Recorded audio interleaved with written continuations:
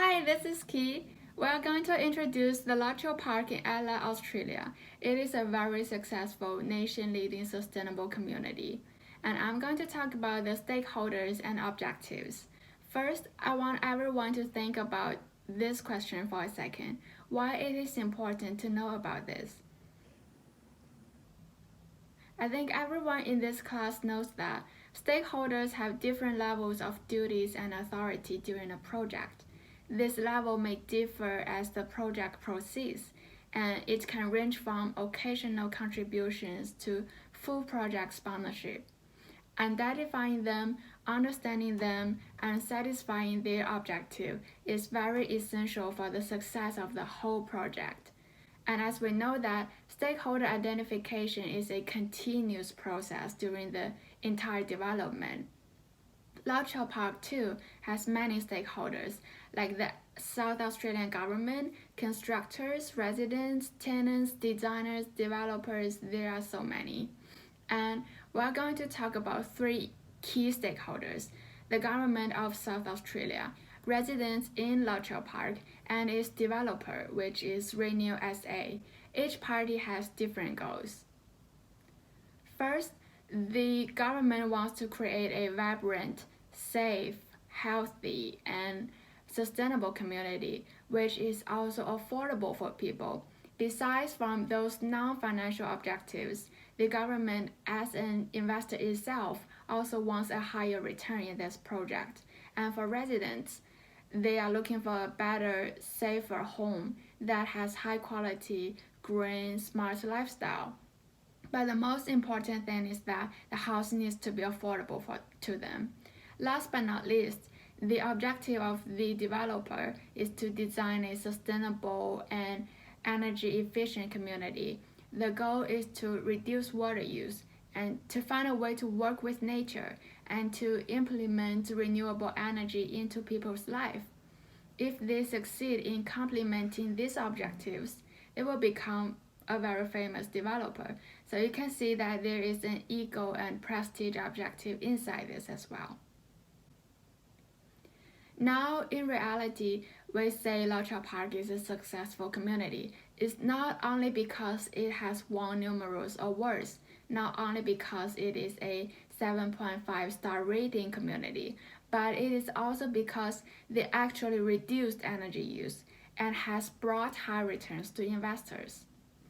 Data shows that it reduced 64% in energy use, 60% reduction in potable water use, and 54% reduction in greenhouse gas emissions. And their goal of working with nature, their planting development plan, is not just a plan, it is actually happening, and there are more than 200,000 species inside Luttrell Park. Another important achievement is that it kept its promise of being affordable. Now they have more than 150 residents, which is 22% more than the original target. Although it is a successful development, we think that it could be more sustainable during the construction process, not only in the result. Also, it is suggested that their management team can keep up with the project and manage future risks. For instance, technology is changing really fast. How can this innovative village always keep up with the latest technology and being sustainable in an efficient way? Finally, I want to share some key ideas of this presentation with you, and I want to call everyone to action, to update and to analyze the stakeholders and objectives of your project, because stakeholders and their objectives might change during different stages, even after the project have been done. Another important point is that having an excellent appearance or high score rating does not mean the project is sustainable. Only if the project has really achieved the objectives and bring benefits to you, it is successful then. Thank you, and now I still will tell you more about how sustainable Luttrell Park is. Hi, I'm Esther. Today I'm here to talk to you about how sustainable is Luttrell Park. Luttrell Park is a successful sustainable development. This topic has been chosen because it is the only development project that meets the 6 sustainability criteria for accreditation in South Australia. This park has won numerous awards. Besides, it is also a good example to show that how sustainability it was to win the latest certificate, as we know that the major risk of the sustainability development is whether it can get the certificate or not. So what are the sustainability has been achieved? All 106 homes in Roadkill Park has a minimum 7.5 star performance rating. The NATER rating refers to the nationwide house energy rating scheme. So let me begin by explaining how the house can get 7.5 NATER's rating. First, sustainable water use. Water efficiency measures such as reuse rainwater as hot water, use the recycled stormwater for toilet flushing, washing machine and irrigation. As a result, a target of 78% saving of potable water had been achieved when compared with the average South Australia household since 2004. Next, we look at sustainable land development. 160,000 new plantings were planted in the extensive revegetation development. 2/3 of the site has been built as an urban forest, which is used for stormwater recycling, and 1/3 of the site is used for the residential property. Third, sustainable energy use. Passive home design, glazing, reusable resources such as the solar panel on the roof, resulting in a reduction of 64% energy consumption when compared with a typical house in 2004. Next, we look at sustaining the environment. This home also achieved a target of a 74% reduction in greenhouse gas emission. Next, we look at sustainable use of material. The house in Roadkill Park use sustainable building materials such as recycled aggregate low carbon concrete and plantation grown timber frame and others to ensure material efficiency. Last is sustainability in the community. They create and maintain a community garden to enable the residents to grow fruit, vegetables, herbs, and other foods in a sustainable way and according to permaculture principles. The Roadkill Park is recognized by the Urban Development Institute of Australia (UDIA) with 6 LEEDs awards. It is also the only development project that meets the sustainability criteria for accreditation in South Australia. Besides, it has won numerous awards, and you can see the awards in the slide. So as we know, the sustainability is all about the environmental protection, economic prosperity, and social advancement. So let us see the Roadkill Park development objective. Roadkill Park is a demonstration that shows South Australia's strategic plan objective of attaining sustainability. Roadkill Park was master plan on sustainability principles that include addressing climate change impacts, conservation of resources, and establishing innovative housing products. The design of the Roadkill Park Green Village aims to improve the connections, integration, and relationship between the natural and built environment to create a healthy community.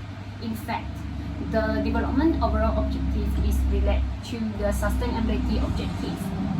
In conclusion, this project has a good partnership between the council and the state government, delivering a strong environmental outcomes in the present, but also building knowledge on sustainability in the community and staff in regards to sustainable living.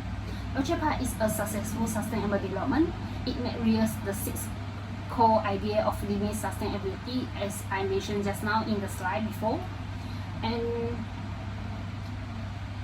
it also meet the definition of sustainability development, which is the economic prosperity, social advancement, and the environmental protection. So these are all the evidence show that how sustainable is the Roadkill Park. Thanks. Hi everyone, I'm Yuting. Now I'm going to present my part of our project. So my part is how Low Hill Park project incorporate sustainable concept into its development process. First, we're all familiar about the 8 stages of development process. Here's a timeline for Low Hill Park project. Basically the sustainable concept was conducted at the first 3 stages. Because of the time limit, I will just introduce the first 2 stages. So how and why Low Hill Park was developed as a sustainable development? The most important aspect at the initial stage is to achieve highest and best use. In 2004, the South Australian government set an ambitious developing goal that to develop a 15-inch site of Green Village to become a national significance. They planned the village would incorporate a range of sustainable technologies to serve as a showcase for other urban developments, both within South Australia and nationally. Besides to achieve the highest and best use, the second crucial aspect is to respond to the market demand. The South Australian government conducted the research about what are residential community demands. They got a very important 2 aspects. First is the place had to be an affordable place to live. So when we talk about the sustainability, the project needs to be either financially or physically sustainable. So in terms of this demand, the developers had the initial plan to create an affordable housing scheme. 15% of residential space was affordable housing. Second, the community has to be a safe and healthy place to live. The Low Hill Park have only 150 residents. So in this way, to make sure every household living in a safe place, the master plan of the community is surrounded by a lot of plants, parks, rivers. So obviously it's very healthy to live.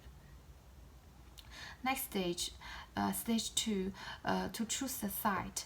So after development idea was approved, the government chose a formal educational and training site very near a river in the suburb of Campbelltown.